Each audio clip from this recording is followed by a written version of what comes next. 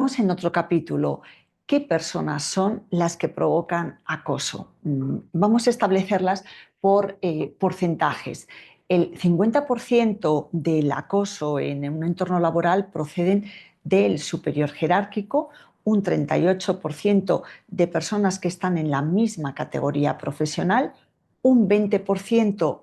por debajo de la categoría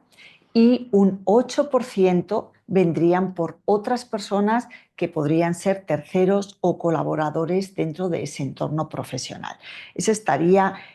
Ahí estaríamos hablando de lo que llamamos también a veces efecto sándwich o efecto bocadillo, es decir, vienen tanto de arriba como de abajo y todos aquellos que están en el medio de esa franja son los que más suelen solicitar o padecer este tipo de situaciones. Cuando hablamos de identificación de conductas que están dentro, contenidas de este Real Decreto, estaría, por un lado, el acoso sexual, que como veis ahí comporta un comportamiento verbal o físico de naturaleza sexual que tiene como propósito atentar contra la dignidad de la persona o cuando se crea un entorno que es intimidatorio, degradante u ofensivo. Eso incluiría ese comportamiento que lógicamente ahora tenemos que identificar cuáles son las conductas que forman parte del acoso sexual. Por un lado estarían las conductas verbales, es decir, bromas de tipo sexual, comentarios obscenos sobre la apariencia física o la condición sexual de la persona, sea el perfil que sea. También estaríamos hablando de humillaciones o vejaciones a la persona trabajadora o invitaciones para concertar citas o encuentros sexuales fuera del entorno o dentro del entorno de trabajo que relacionas con la posibilidad de crecer profesionalmente. Luego, por otro lado, tenemos las conductas no verbales. Dentro de las conductas no verbales estaría el uso de imágenes, gráficos, viñetas, fotos e incluso vídeo de contenido sexual que puedan utilizarse en detrimento de la persona agredida en estos casos. Y por otro lado tendríamos las conductas de carácter físico, como un contacto físico deliberado o no solicitado, como pueden ser pellizcar, tocar, masajes no deseados, acercamiento físico excesivo, arrinconar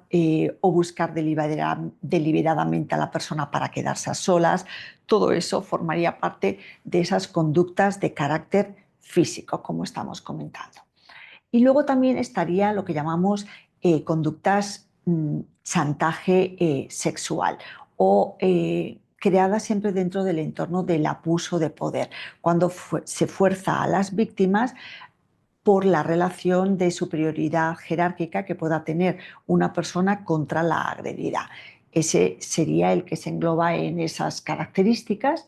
Y luego hablaríamos también de conductas que se comprenden dentro de un acoso sexual ambiental, en donde ya hablamos de un entorno hostil, intimidatorio,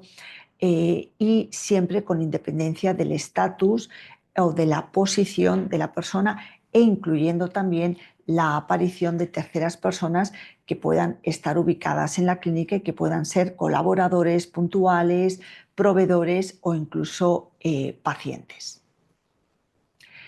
El acoso por razón de sexo también incluye cualquier comportamiento que sea humillatorio y que se realiza en función de sexo y que afecta a la dignidad de la persona, creando siempre un entorno intimidatorio. Ahí estaríamos hablando ahora de acoso por razón de sexo cuando se considera intimidatorio y además es cuando se produce de manera reincidente. Puede abarcar conductas de hostigamiento que llevan a humillar a la persona, atentado contra la dignidad personal, profesional del trabajador, resultados pluriofensivos, es decir, tanto aquellos que afectan a la salud mental, salud física o la discriminación, que no sea un hecho aislado, es decir, es algo reincidente y que estos comportamientos estén siempre relacionados por el hecho de ser mujer. Ahí estarían incluidos aquellas conductas relacionadas con el acoso por razón de sexo. Conductas, pues ataques de medidas organizativas, aquellas conductas o ataques que buscan aislar, es decir, separar a la persona de todas aquellas acciones que puedan afectar al estado emocional o al estado de salud física de la persona, ataques a la reputación personal o incluso profesional, poniendo en tela de juicio tu profesionalidad en ese entorno laboral. Y luego, dentro del ámbito digital, estaríamos hablando de la violencia que se produce dentro de ese entorno, que tiene comportamientos muy variables, como por ejemplo cuando las conductas se producen en el entorno de Internet, del teléfono o de las redes sociales, grupos de WhatsApp, eh, Instagram, TikTok, cualquier entorno en el que pueda producirse o utilizarse para difundir información de las personas. El acoso en línea a través de la tecnología pues puede tener muchas formas, como pueden ser amenazas de tipo sexual, económico, físico, daños a la reputación, recopilación de información privada que luego se puede difundir, suplantación de la identidad, hacerse pasar por alguien que no es, o acoso de una manera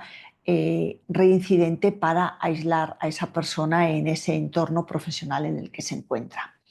Y el acoso sexual en línea también incluye pues, las amenazas de difundir imágenes, bien sean fotografías como en vídeo no consentidas, la captación de imágenes también no consentidas, pues, en cualquier entorno en el que se haya compartido tiempo y trabajo, coacción o amenaza de violación. Estaríamos hablando también del bullying sexualizado, como extender rumores o comentarios, y también lo que llamamos el ciberflashing, que sería difundirlo a través de herramientas como el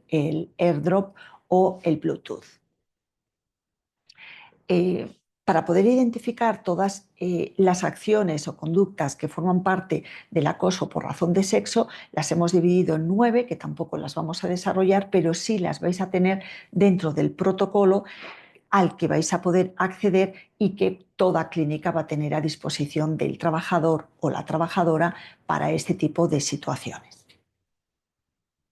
Porque los datos nos llevan a que prácticamente el 90% de las mujeres y el 84% de los hombres no se sienten cómodos con frases como si una mujer es acosada es porque realmente tuvo que haber hecho algo.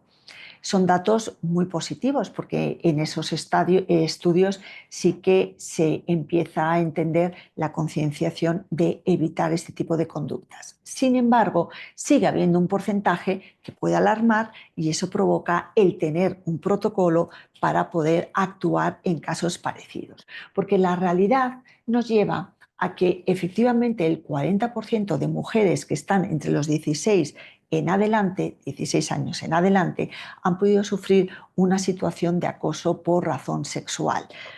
Y un dato que puede impresionar mucho más es que el 18% de estas personas lo ha sufrido en los últimos 4 años. Por eso es importante implementar este tipo de actuaciones para que